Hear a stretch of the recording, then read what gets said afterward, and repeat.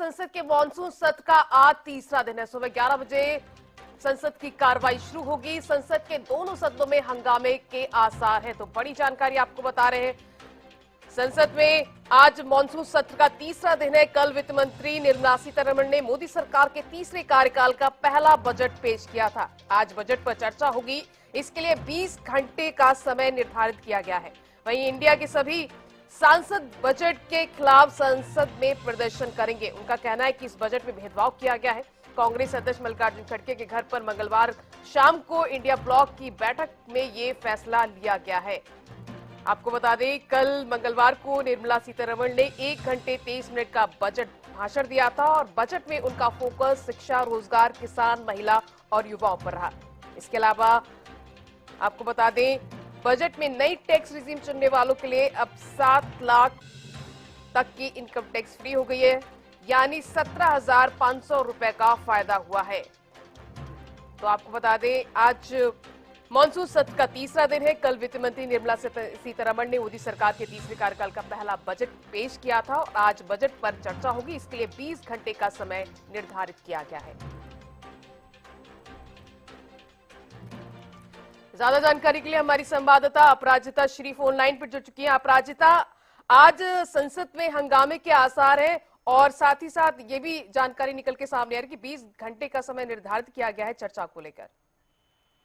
बिल्कुल दिशा, देखिए संसद का आज मानसून सत्र का आज तीसरा दिन है। कल बिल्कुल बजट पेश किया था, जिसके बाद आज 20 घंटे का समय निर्धारित किया गया है बजट पर चर्चा करने के लिए।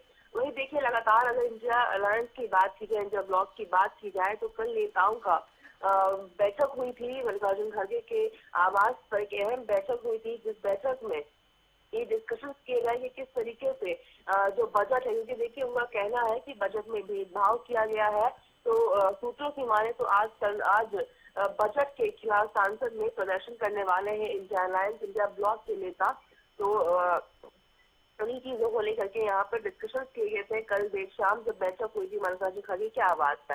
तो उम्मीद कर सकते हैं कि आज जो संसद रहने वाला है, मॉनसून सत्र रहने वाला है तीसरा दिन, वो काफी हंगामेदार रहने वाला है। जी अपराजिता, कल विपक्ष की तरफ से ये भी कहा गया है कि नीतीश कुमार के बिहार और चंद्रबाबू नायडू के आंध्र प्रदेश पर केंद्र सरकार मेहरबान रही है। इसको लेकर भी लगातार विपक्ष सवाल खड़े कर रहा है।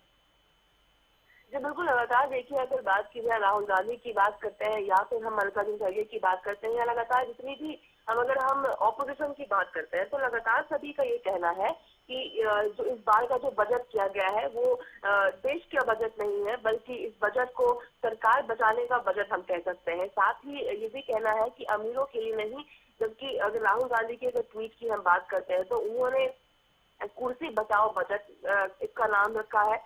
साथ ही अपीस एलाइज, यानी बिल्कुल जिस तरीके से आपने जिक्र किया कि जेडीयू और टीडीपी इस तरह की चीजें कही जा रही है कि उन्हें अपीस करने की चीजें की गई है। साथ ही डबल ए का भी इस्तेमाल किया गया, यानी देखिए लगातार राहुल गांधी कहते आए हैं, अंबानी अदानी जैसा शब्द वो इस्तेमाल करते आए हैं, तो ये भी चीजें उनके द्वारा कही गई है। साथ ही कॉपी एंड पेस्ट वाली चीजें भी सुनने को मिल रही है कांग्रेस के द्वारा। कांग्रेस का कहना है कि पक्की नौकरी गारंटी उनके मैनिफेस्टो, उनके न्याय पत्र में मेंशन किया गया था, मगर जिसे इन्होंने अपने बजट में डाला है, मगर ठीक तरीके से उन चीजों को भी कॉपी नहीं कर पाया है, जिस चीजों को लेकर के राहुल गांधी का कहना है कि कॉपी एंड पेस्ट किया गया है। साथ ही मल्लिकार्जुन खड़गे की अगर बात करते हैं तो उनके द्वारा भी कहा जा रहा है कि नकलची बजट, इस तरह की चीजें सुनने को मिल रही है। तो बिल्कुल अगर विपक्ष की हम बात करते हैं, चाहे कांग्रेस हो जाए, आम आदमी पार्टी हो जाए, या फिर तमाम जितनी भी पार्टी हो जाए, साउथ की बात कर लेते हैं या फिर तमाम राज्यों की बात कर ले, ऑपोजिशन की बात कर लेते हैं, सभी का ये कहना है कि ये जो बजट है वो सही नहीं है, सही तरीके से नहीं लगाया गया है।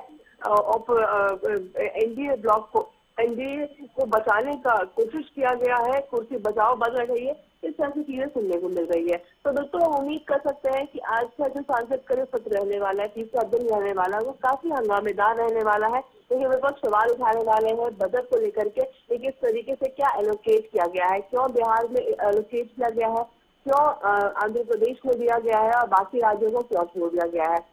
साथ ही देखिए अगर हम हरियाणा के लिहाज से बात करते हैं तो हरियाणा को लेकर भी जो विपक्ष के नेता है, यानी कांग्रेस की अगर हम बात करते हैं, तो उनके द्वारा भी एक तंज की तरह से कहा गया था कि हम पूरे बजट के पन्ने को उलट पलट कर रहे थे, मगर कहीं पर भी हमें हरियाणा का जिक्र नजर नहीं आया। तो हरियाणा को भी भूल दिया गया है। वहीं अगर महाराष्ट्र की बात करते हैं तो महाराष्ट्र में भी कहा जा रहा है कि किसानों के लिए कुछ नहीं किया गया। सबसे ज्यादा अगर जहाँ पे सुसाइड केसेस हुए थे वो महाराष्ट्र में हुए थे, वहाँ पे किसानों के लिए कुछ खास नहीं किया गया है। वही स्टूडेंट्स को लेकर भी कहा जा रहा है कि किस तरीके से स्टूडेंट्स को भी गुमराह करने की कोशिश की जा रही है। स्टूडेंट्स के भी कुछ ज्यादा नहीं किया गया है, किसानों के लिए कुछ नहीं किया गया है, महिलाओं के लिए कुछ नहीं किया गया है। हालांकि अगर बात की जाए तो अगर बजट की हम बात करते हैं तो कई चीजें उस बजट में है।